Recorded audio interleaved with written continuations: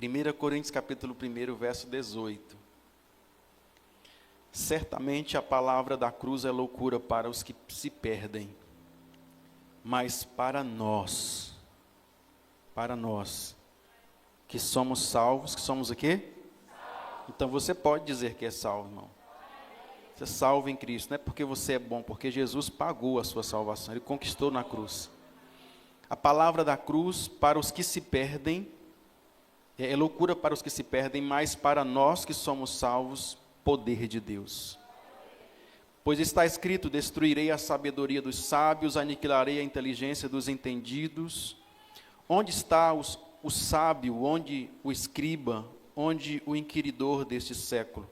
Porventura não tornou Deus loucura a sabedoria do mundo? Visto que, na sabedoria de Deus, o mundo não o conheceu por sua própria sabedoria. Aprove Deus salvar os que creem pela loucura da pregação. Olha isso, irmãos. Aprove Deus salvar os que creem pela loucura da pregação. Porque tanto os judeus pedem sinais, como os gregos buscam sabedoria. Mas nós pregamos Cristo crucificado, escândalo para os judeus e loucura para os gentios. Mas para os que foram chamados, tanto judeus como gregos, pregamos a Cristo, poder de Deus e sabedoria de Deus. Porque a loucura de Deus é mais sábia do que os homens, e a fraqueza de Deus é mais forte do que os homens. Irmãos, reparai, pois, na vossa vocação, visto que não foram chamados muitos sábios segundo a carne, nem muitos poderosos, nem muitos os nobres, os de nobre nascimento. Pelo contrário, Deus escolheu as coisas loucas deste mundo para envergonhar os sábios, e escolheu as coisas fracas deste mundo para envergonhar as fortes. E Deus escolheu as coisas humildes do mundo e desprezadas, e aquelas que não são, para reduzir a nada as que são, a fim de que ninguém se vanglorie na presença de Deus. Mas vós sois dele em Cristo Jesus, o qual se tornou da parte de Deus sabedoria e justiça e santificação e redenção, para que, como está escrito, aquele que se glorie, glorie-se no Senhor. Amém? Glória a Deus. Senta no seu lugar. Que texto maravilhoso, que inspiração poderosa essa que Paulo nos traz aqui por meio desse texto. E nesse contexto, irmãos, dessas palavras aqui que nós lemos de Paulo, ele está exortando a igreja de Corinto a respeito de uma divisão que estava acontecendo no meio da igreja. E essa divisão ela estava acontecendo porque muitos naquele lugar, naquele ambiente, diziam, eu sou de Paulo, outros diziam, eu sou de Apolo, e eles estavam nessa divisão, naquele ambiente. Então, ele repreende o povo ali, para que eles possam olhar para Cristo, que foi Ele quem morreu na cruz, e não Paulo e não Apolo. Então, olha o que Paulo está dizendo aqui, vocês precisam olhar para aquele que morreu por vocês. Não digam eu sou de Paulo, não digam eu sou de Apolo. E aliás, ele diz aqui, ainda bem que não batizei nenhum de vocês. Anteriormente ele vai dizer nesse texto que nós lemos, porque justamente Deus não me enviou para batizar, mas para pregar o Evangelho. E aí eu quero que quem está na mídia aí, Ailan? Coloca aí por favor o verso 17, onde Paulo diz o seguinte, pois Cristo não me enviou para batizar, mas para pregar o Evangelho, não com palavra de sabedoria humana, para que não torne nula a cruz de Cristo. Olha o que Paulo está dizendo aqui, irmãos. Eu fui enviado para pregar o Evangelho não com palavras de sabedoria humana, para que a cruz de Cristo não se torne nula, para que todo o sacrifício que foi feito não se torne nulo. Onde nós venhamos levantar uma igreja que ela está firmada apenas na intelectualidade humana, nas palavras que persuadem as mentes, mas não firmam seus corações. Então Paulo diz aqui, se isso acontece, a cruz de Cristo, o sacrifício de Cristo, ele é anulado. Ou seja, o poder de Deus, ele não está nas filosofias e sabedoria humana, mas na cruz de Cristo, na mensagem poderosa da cruz que nós cremos, amém, irmãos? Então nós vivemos num mundo onde há um movimento assim, muito grande nesse tempo, de busca por sabedoria, de busca, né, por palestrantes que trazem desenvolvimento pessoal, os coaches, né? Está muito na moda hoje em dia, mas irmãos, entenda uma coisa, o que firma, salva e muda e transforma a sua vida não é uma palestra de sabedoria humana, mas o evangelho de poder de Deus que pode restaurar a nossa vida, o nosso coração e transformar a nossa alma e o nosso estado de alguém pecador a alguém salvo em Cristo Jesus. Então, neste texto aqui, Paulo, ele usa aqui um pouco de sarcasmo quando ele vai explicar a respeito da sabedoria de Deus e da sabedoria humana. Veja no verso 21, acompanhe comigo aí, o que Paulo diz? Visto que na sabedoria de Deus o mundo não o conheceu pela sua própria sabedoria, então aprove Deus salvar os que creem pela loucura da pregação. É como dizer, se sabedoria para vocês verdadeira é loucura, então Deus está salvando os loucos. Porque Paulo faz aqui um trocadilho de palavras, e ele usa exatamente ao contrário do que se é, porque na verdade nós sabemos que sábio é aquele que verdadeiramente crê no Evangelho, crê na palavra, tem a sabedoria de Deus no seu coração, e ele usa aqui esse trocadilho de palavras para trazer essa reflexão. Se vocês entendem que a sabedoria de Deus é loucura, então Deus está salvando alguns pela loucura da pregação. Quantos aqui já foram salvos pela loucura da palavra aí? Paulo está aqui trazendo uma tradução, vamos dizer assim, da linguagem de Deus para uma linguagem mais humana. Em outras palavras, se vocês estão chamando a sabedoria de Deus de loucura, então aqueles que são loucos o suficiente para crer no Evangelho, eles estão sendo salvos. Enquanto que vocês estão dizendo que são sábios demais para dizer que tudo isso que vocês ouvem, de homens talvez até simples, eles estão crendo nessa loucura, eles estão sendo salvos, estão tomando lugar no reino de Deus. Por isso que Paulo diz aos Romanos, capítulo 1, verso 22, que essa geração, dizendo-se sábio, tornaram-se loucos. Quantas pessoas que nós vemos hoje, irmãos, batendo no peito, se orgulhando da sua sabedoria, das suas formações, dos seus títulos, não estou aqui fazendo apologia à ignorância de forma nenhuma, nós precisamos estudar, nós precisamos nos formar, precisamos nos desenvolver, a igreja de Deus precisa ocupar posições de liderança na sociedade, mas não é esse o seu maior orgulho. O nosso maior orgulho deve ser, como finaliza esse texto, em conhecer a Deus, em ter recebido a revelação plena do Evangelho de Deus. Veja que a compreensão humana, ela é limitada às coisas da terra. Jesus, ele é quem diz, lá no capítulo 3 do Evangelho segundo escreve João, no verso 12, ele diz assim, se vos falei de coisas terrenas, e vocês não creste, como crereis se vos falar das celestiais? Ou seja, se eu estou aqui usando figuras de linguagem, que foi isso que ele fez muitas vezes nas parábolas, para ensinar as pessoas a respeito do reino de Deus. O reino de Deus é semelhante ao homem que joga a semente no campo. O reino de Deus é semelhante à mulher que coloca uma medida de fermento na massa. O reino de Deus então assim, ele usava algumas figuras de linguagem ali para tentar trazer clareza a respeito do reino de Deus para mim e para você. E ele disse, se eu estou falando de coisas tão simples para que vocês possam entender, e vocês se perdem, não compreendem, quanto mais se eu vos falar diretamente das coisas celestiais. Quantas pessoas que falam assim, pastor, como eu gostaria de ter visões, de ver isso, ver anjo, ver aquilo. Irmãos, Deus está falando coisas simples conosco, que a nossa mente é fechada, quanto mais se Ele vos revelar coisas espirituais. Sabe, então, como falar dos mistérios do céu, das coisas eternas, se nós estamos tropeçando nas coisas mínimas? De vez em quando nós vemos pessoas impressionadas e buscando entender coisas que nem às vezes pessoas formadas entendem e tropeçando em pequenas coisas.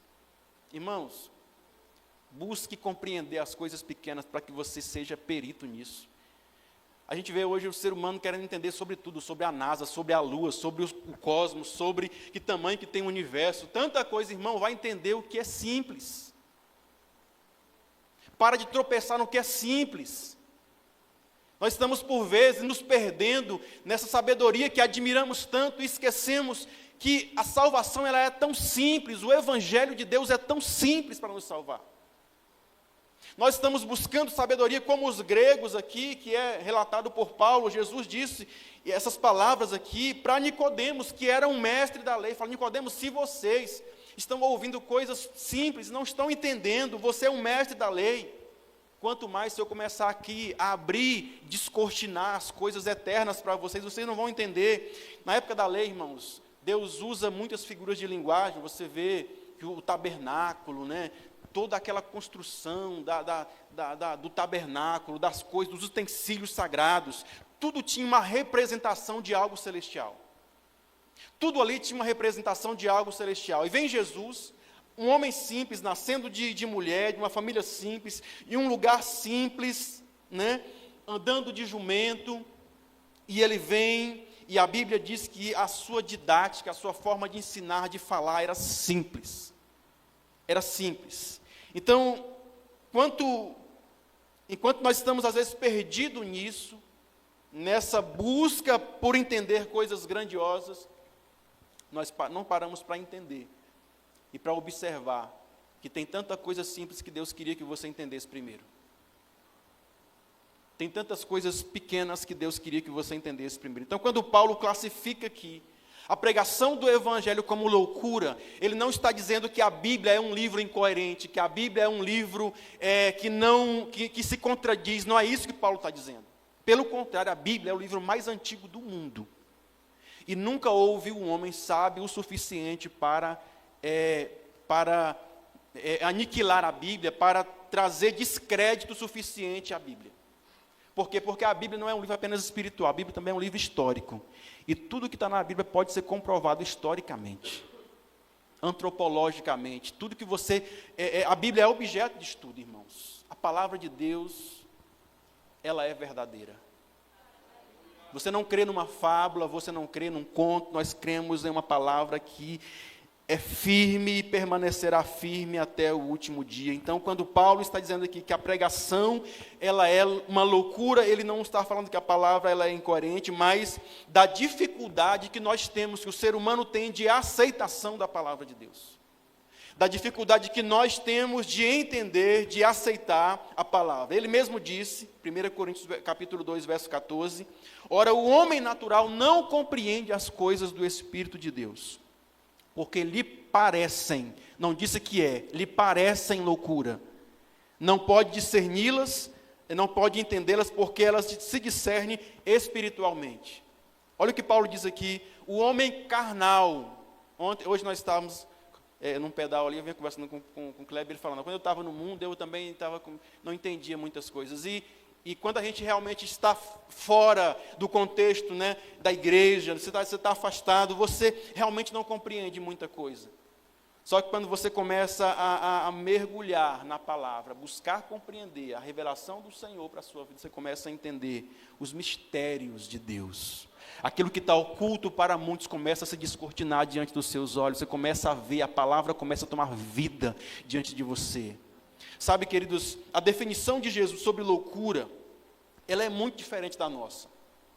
Porque nós vemos uma palavra como essa de Paulo, dizendo que a palavra da cruz para os que se perdem é loucura, mas Jesus não tem uma definição de loucura como a nossa, e é por isso que às vezes nós falhamos tanto.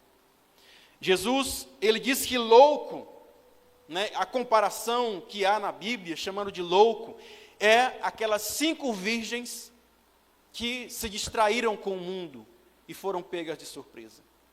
Então ele diz que loucura mesmo é você se distrair com o mundo a tal ponto de você desprezar o que é eterno. Ele disse que loucura mesmo é aquele homem da parábola que ele conta, que planta e ele colhe muito e os seus celeiros não cabem mais à sua colheita e ele já tem o suficiente, mas ele quer mais, e ele então derruba os seus celeiros, constrói outro maior e diz, agora eu vou ajuntar muito para que eu tenha muito depósito para muito tempo e agora eu vou comer, descansar e simplesmente folgar. E ele disse, louco, essa noite pedirão a sua alma, o que é que você tem preparado? Irmãos, por isso que você nunca vai ver Jesus admirando-se da sabedoria de ninguém na terra. porque a sabedoria do homem é loucura. Você nunca vai ver Jesus se impressionando com a sabedoria do homem, mas você vai ver por vezes Jesus admirando-se da fé das pessoas. Aquele homem que disse: Jesus, não precisa ir na minha casa, basta enviar uma palavra. A Bíblia diz que Cristo fica impressionado, né, entre aspas, ele fica admirado da fé daquele homem. Porque não é natural para alguém que nem de Israel era, ter uma fé como aquela. E ele fica impressionado ou admirado da fé daquele homem. Aquela mulher que vem rastejando atrás de Jesus, buscando o seu milagre, ele diz: olha, eu não vim para as ovelhas perdidas, a não ser para as ovelhas da casa de Israel. E ela fala assim: mas Senhor, e ele fala assim: olha, não é lícito tirar o pão dos filhos e lançá-los aos cachorrinhos. Ele fala assim: tudo bem, é verdade, mas até os cachorrinhos comem das migalhas que caem da mesa dos filhos. E ele fala: mulher, grande é a tua fé. Então Jesus não se impressiona com a sabedoria do homem, irmãos, mas ele se impressiona com a fé, porque porque a sabedoria, na verdade, de Deus, ela é por meio da fé. A sabedoria de Deus, ela vem por meio da fé. Então, Deus tornou louca a sabedoria do mundo. Paulo chama aqui a mesa, né? O sábio, o escriba, o inquiridor, o questionador deste século. Ele diz aí no verso 20, onde está o sábio? Onde está o escriba? Onde está o inquiridor ou questionador deste século? Porventura não tornou Deus louca a sabedoria deste mundo? Os escribas, irmãos, eles eram aqueles que interpretavam a lei. Eles eram aqueles que deveriam saber, entender os mínimos detalhes e, no entanto, por vezes, eles pareciam cegos e ignorantes diante de pessoas, né, simples, que talvez compreendiam muito mais do que eles, tiveram fé e sabedoria para compreender e reconhecer quem era Jesus. Muitos pregadores hoje, eles tentam impressionar as pessoas com palavras difíceis, tentam impressionar as pessoas com sabedoria humana, né, com filosofias dessa vida, e eles se afastam do evangelho puro e simples de Jesus. Às vezes, há pessoas que eles tentam pregar o evangelho de uma maneira tão difícil de compreender, porque ele quer glória para si. Ele quer que após o culto alguém venha e chegue nele: rapaz, como é que tu fala difícil, né? Mas Jesus era simples, irmãos. Ele era simples, sabe? Muitos pregadores, eles se afastam do evangelho puro e simples, que toca o coração, porque, irmãos, uma palestra de sabedoria humana, ela pode impressionar a sua mente, mas ela não pode tocar o seu coração. Mas o evangelho puro e simples de Jesus é aquele que, além de transformar a sua mentalidade, ele toca o nosso coração. Vocês lembram dos discípulos que estavam a caminho de Emaús, que Jesus pregava para eles, e eles disseram assim: não é verdade que quando nós víamos pelo caminho, o nosso coração queimava enquanto ele falava conosco? Esse é o poder do evangelho, irmãos. Enquanto a palavra é pregada, se você perdeu isso, eu sinto te falar, você está desviado do evangelho.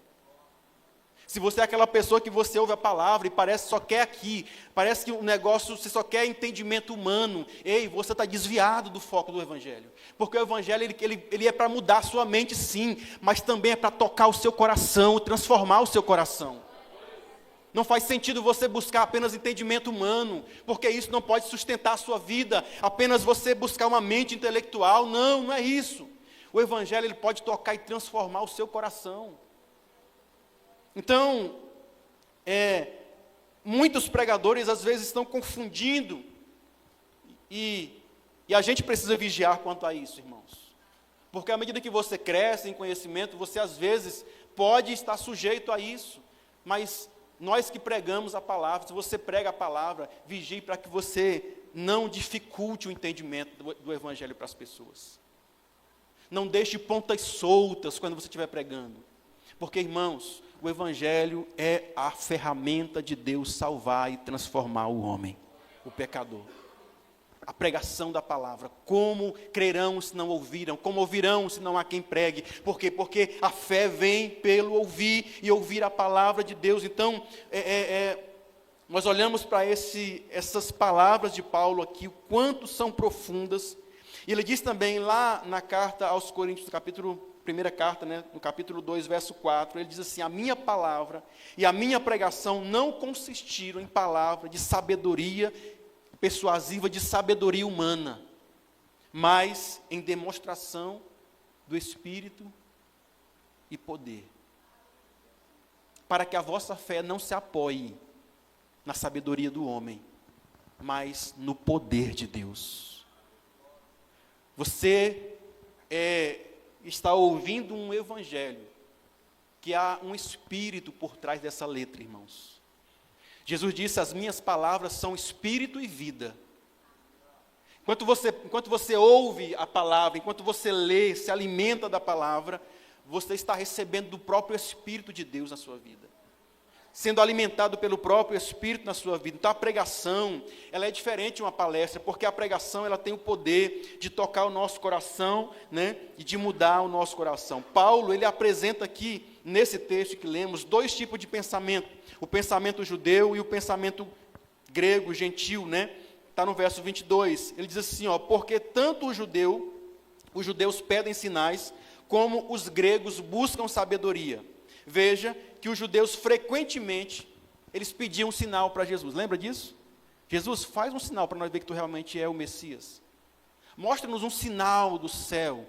E ele dizia: não, nenhum sinal será dado para essa geração, a não ser o sinal do profeta Jonas, que esteve 3 dias no ventre do peixe. Ou seja, trazendo um paralelo com essa palavra, assim como Jonas esteve 3 dias no ventre do peixe, o Filho do Homem também estará 3 dias no ventre da terra. Esse é o sinal que vocês terão. Mas ele retornará de lá, assim como Jonas voltou. E ele ressuscitará. Esse é o sinal que vocês precisam. Então os judeus viviam pedindo sinal para Jesus, só que os gregos, os gentios, eles não buscavam poder, sinais miraculosos, eles buscavam sabedoria. Então, Paulo, ele responde lá no verso 23 o seguinte: enquanto que os judeus pedem sinais miraculosos e poder, e os gregos, os gentios, eles pedem sabedoria. Ou seja, irmãos, cada pessoa que busca Deus, eles vão buscar Deus pelo viés do seu entendimento. Escute bem, tem muitas pessoas aqui dentro. Talvez entrou alguém aqui hoje, que falou assim: eu quero chegar no culto hoje, Deus, eu quero uma resposta que o Senhor existe, e o Senhor faça algo poderoso naquele culto. E talvez tenha alguém que fale assim: eu quero que a palavra seja uma palavra que fale, que clareie o meu entendimento. Cada um busca da forma que compreende. Só que Paulo vem e diz assim: olha, os judeus buscam sinais miraculosos, poder. Os gregos buscam sabedoria. Mas o verso 23 diz aí: mas nós pregamos Cristo crucificado, que é escândalo para os judeus e loucura para os gregos. Entendeu o que eu disse?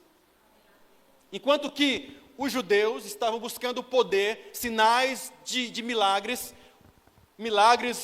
que mostrassem que Cristo era o ungido de Deus, os gregos buscavam sabedoria. Aí Paulo diz assim: enquanto vocês estão buscando poder, os outros estão buscando sabedoria, nós pregamos aquilo que não interessa a nenhum de vocês. Porque nós pregamos Cristo, e este crucificado, que para vocês, judeus, é escândalo, e para vocês, gentios, é loucura. Amém? Está alguém entendendo? Olha o quanto que isso aqui é poderoso, irmãos. Em outras palavras, o evangelho tinha tudo para não dar certo. O evangelho tinha tudo para ser um fiasco. Por quê? Porque a mensagem da cruz, a mensagem do Cristo crucificado, ela não era interessante para os judeus e não era interessante para os gentios e os gregos. Quem era? Deixa eu transmitir aqui, deixa eu clarear aqui. Quem eram os gregos e os gentios? Somos nós, que não éramos judeus. Todo mundo que não tinha a fé judaica. Esses são os gentios, somos nós. Nós queremos sabedoria, algo que clareie o nosso entendimento e entendamos os mistérios do céu. Então, se você olhar aqui, irmãos, o evangelho tinha tudo para não ser aceito por ninguém. Aí no verso 24, olha o que Paulo diz, olha: mas para os que foram chamados. Quem foi chamado aí? tanto os judeus como os gentios, o que ele diz aí? Nós pregamos Cristo, que é poder e sabedoria. Ou seja, o que eles buscam está em Jesus, eles não sabem. Diga para alguém, o que você busca está em Jesus. Você percebe isso? Que o que eles buscavam, tanto os judeus que buscavam poder, Jesus é o poder, ele é ou não é, irmãos? Ele é a sabedoria, é ou não é? Então, tanto os judeus que buscavam poder, como os gregos, os gentios que buscam sabedoria, se eles recebessem a Cristo, eles tinham tudo o que eles estavam buscando. Mas perceba que quem abre o coração aqui para a revelação e recebe essa revelação, Cristo, ele é tanto o poder que os judeus procuram, como também a sabedoria que os gentios procuram. Eu não sei o que você procura em Deus, de que maneira você procura conhecer Deus. Eu sei que Ele é tudo o que você precisa. Ele é o poder de Deus. Ele é a sabedoria de Deus para as nossas vidas. Alguém nesse lugar pode glorificar o nome do Senhor por essa palavra. Queridos, a cruz, ela é o símbolo máximo do cristianismo. E o símbolo fala de uma representação, de um segmento. Né? As marcas, elas têm o seu símbolo, não é? Observa as marcas famosas, que se tornaram famosas. Só de você olhar aquele símbolo, você lembra daquela marca. A marca do cristianismo é a cruz. A cruz vazia, sem um Cristo crucificado nela. A cruz vazia é a marca do cristianismo. Agora, essa mensagem, ela tem essa representação da nossa fé. E quem colocaria algo vergonhoso? Se você fosse abrir uma empresa, por exemplo, você colocaria uma marca que fosse algo vergonhoso na sua empresa? De forma nenhuma. Mas Deus, Ele faz isso de uma maneira irônica, talvez para nos fazer pensar que a cruz aqui, ela tinha essa representação de vergonha. A palavra diz que maldito era aquele que fosse pendurado no madeiro. Todo aquele que fosse pendurado no madeiro. Aí Jesus, ele era naquele momento ali motivo de vergonha, motivo de chacota. Ele foi cuspido, ele foi zombado, ele foi humilhado. Naquele momento que ele estava crucificado ali, as pessoas estavam zombando de Jesus. No entanto, irmãos, o que eles não sabiam era que na cruz ali estava acontecendo uma substituição. Aquele lugar não era dele, era meu, era seu, era nosso. E Jesus vem e toma o nosso lugar naquela cruz. Olha o quanto que isso é poderoso, irmãos. Então, o que as pessoas que entendiam aquilo como escândalo e como loucura, eles não entendiam, é que na cruz, o motivo de vergonha, o símbolo de vergonha para o mundo, na verdade, estava acontecendo ali o poder substitutivo de Deus para te salvar em nome de Jesus. Para que naquela ocasião ali da morte de cruz, você fosse salvo. Você fosse salvo. O cristianismo era para ter sido um fiasco, um fracasso no mundo, pois já começa com a morte do seu fundador em uma morte de cruz. Não fosse um pequeno detalhe. Esse homem que estava substituindo a mim e a você, ele não está mais na cruz. Depois do terceiro dia, ele ressuscita. Ele venceu a morte, venceu o inferno, hoje ele está à direita do Pai.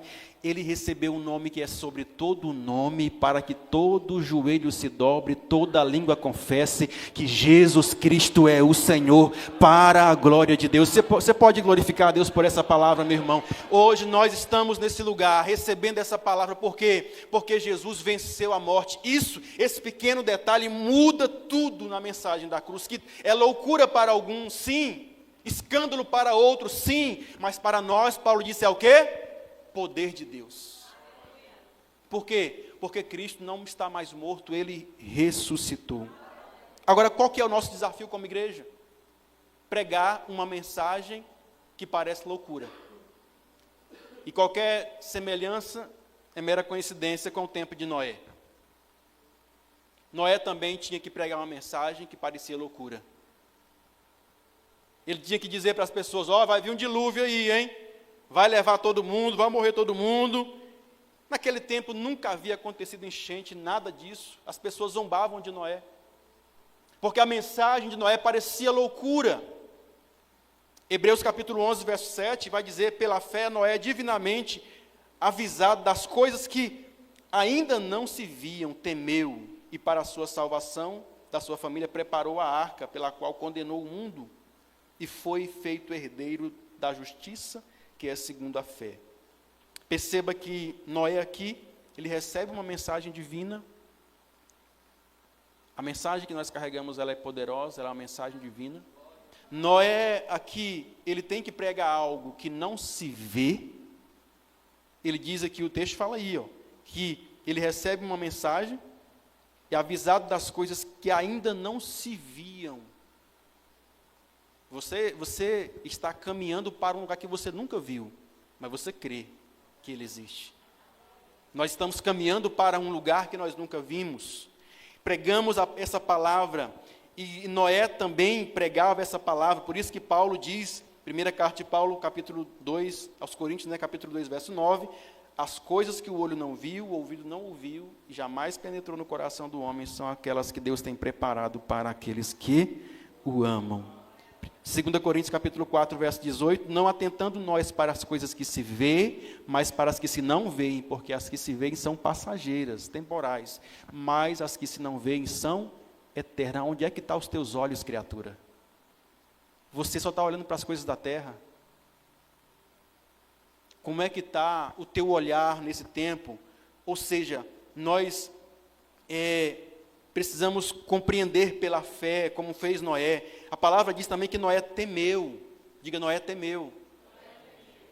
E isso trouxe, essa é assim, uma característica muito, que Deus valoriza muito no homem, era uma das características de Jó. A Bíblia diz que Jó era um homem íntegro, reto, temente a Deus, e se desviava do mal. E o temor do Senhor é o princípio da sabedoria. Então, quem teme a Deus não é louco, é sábio. Então, queridos, Noé também construiu a arca. Aqui é o ponto principal. Por quê? Porque Noé pregava uma mensagem que parecia loucura para as pessoas, e a Bíblia vai dizer que Noé, ele constrói uma arca após ouvir a mensagem.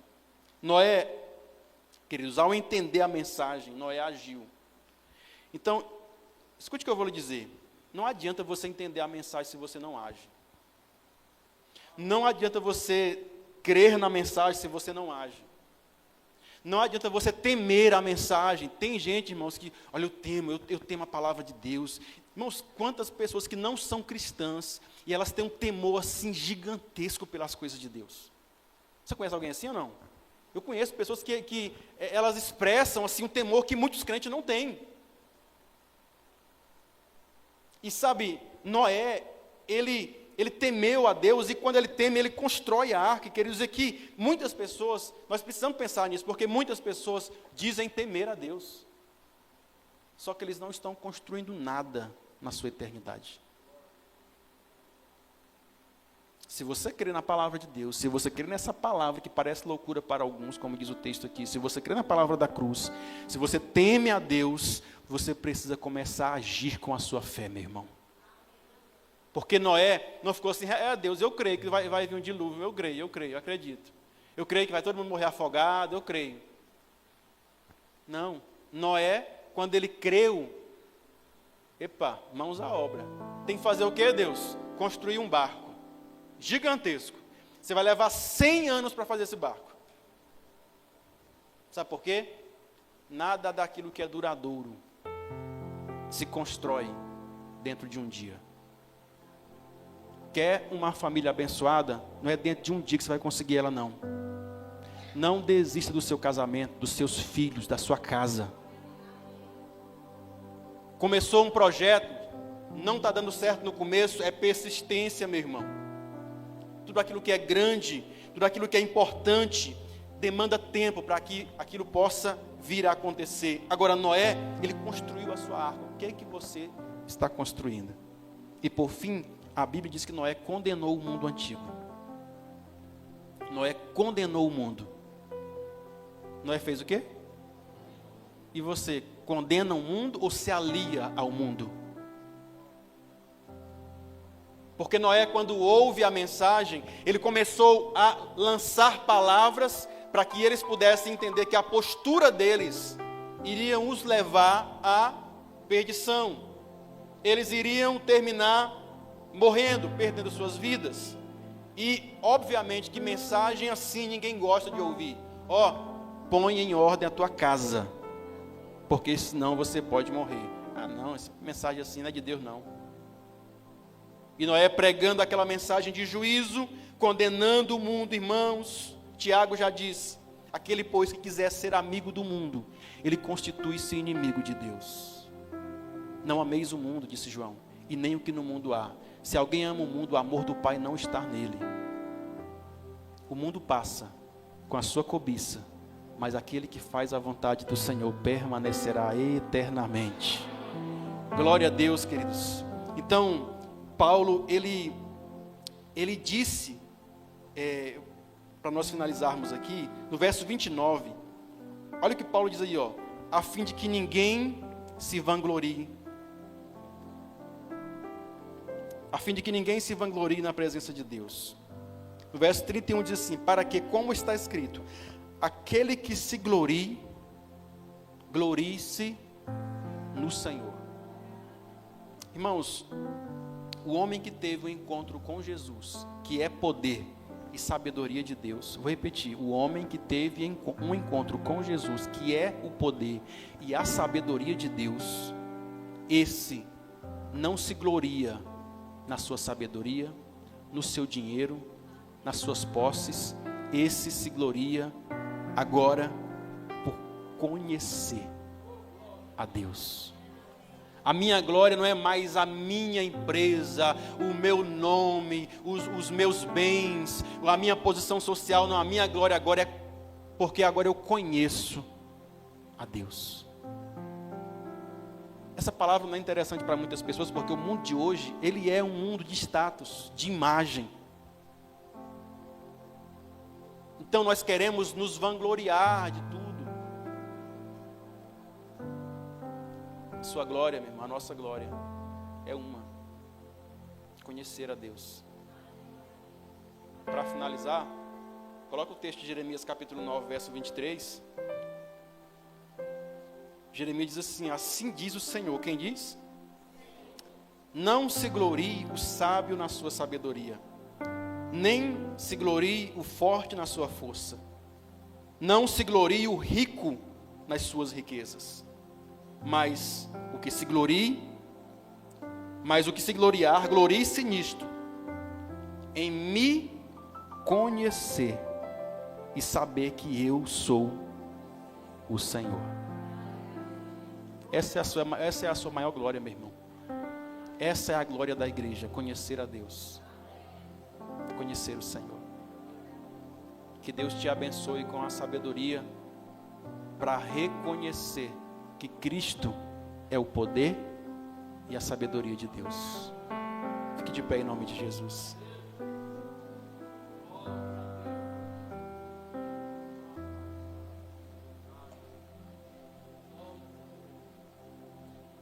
Feche seus olhos. Deus, que nessa noite toda escama, Senhor, venha cair dos nossos olhos, Deus. Toda escama venha cair dos nossos olhos, meu Deus. Todavia falamos sabedoria entre os perfeitos, não porém a sabedoria deste mundo, nem dos príncipes deste mundo, que se aniquilam, mas falamos a sabedoria de Deus, oculta em mistério, a qual Deus ordenou antes dos séculos para a nossa glória, a qual nenhum dos príncipes deste mundo conheceu, porque se conhecessem, nunca crucificariam o Rei da Glória. É essa sabedoria que nós pregamos.